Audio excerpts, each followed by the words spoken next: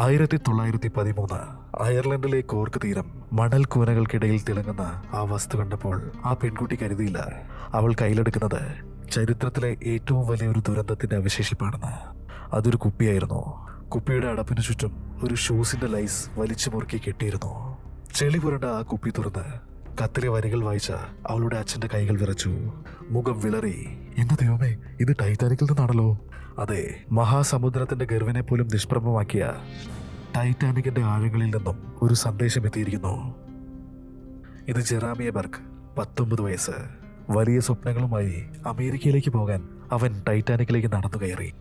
യാത്രയാക്കാൻ വന്ന അവന്റെ അമ്മ കാതറിൻ മകന്റെ കയ്യിൽ ഒരു കുപ്പി കൊടുത്തു. മോനെ, ഇത് നിന്റെ കൂടെ ഇരിക്കട്ടെ, വിശുദ്ധ ജലമാണ്. ജെറാമി അത് തന്റെ കോട്ടിന്റെ ഉള്ളിലെ പോക്കറ്റിൽ ഭദ്രമായി വെച്ചു. ഏപ്രിൽ 14 രാത്രി ടൈറ്റാനിക് തകരുന്നു. ചുറ്റും മരണത്തിന്റെ അലർച്ചകൾ. ലൈഫ് ബോട്ടുകൾ തകർന്നു. രക്ഷപ്പെടാൻ ഒരു വഴിയുമില്ലെന്ന് ഉറപ്പായ ആ നിമിഷം ജെറാമി തന്റെ അമ്മ നൽകിയ ആ കുപ്പി കയ്യിലെടുത്തു. മരണത്തെ മുഖാമുഖം കണ്ട ആ 19 വയസ്സുകാരൻ വിറയ്ക്കുന്ന കൈകളോടെ ഒരു കടലാസ് കഷ്ണത്തിൽ ആ വാക്കുകൾ കുറിച്ചു.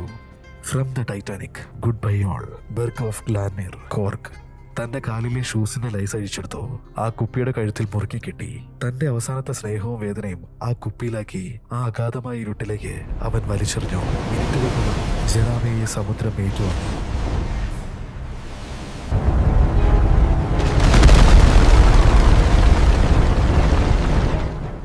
കൃത്യം 1 വർഷം.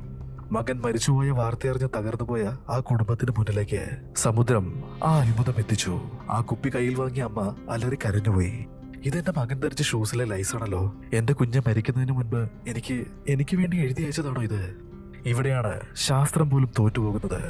ആയിരക്കണക്കിന് മൈലുകൾ പരന്നു കിടക്കുന്ന അത്യന്തം അപകടകാരികളായ അടിയൊഴുക്കുള്ള അറ്റ്ലാന്റിക് സമുദ്രം എങ്ങനെയാണ് ആ ഒരു ചെറിയ കുപ്പി കൃത്യമായി ജെറേമിയുടെ വീടിനടുത്തുള്ള തീരത്ത് തന്നെ എത്തിച്ചേർന്നത്?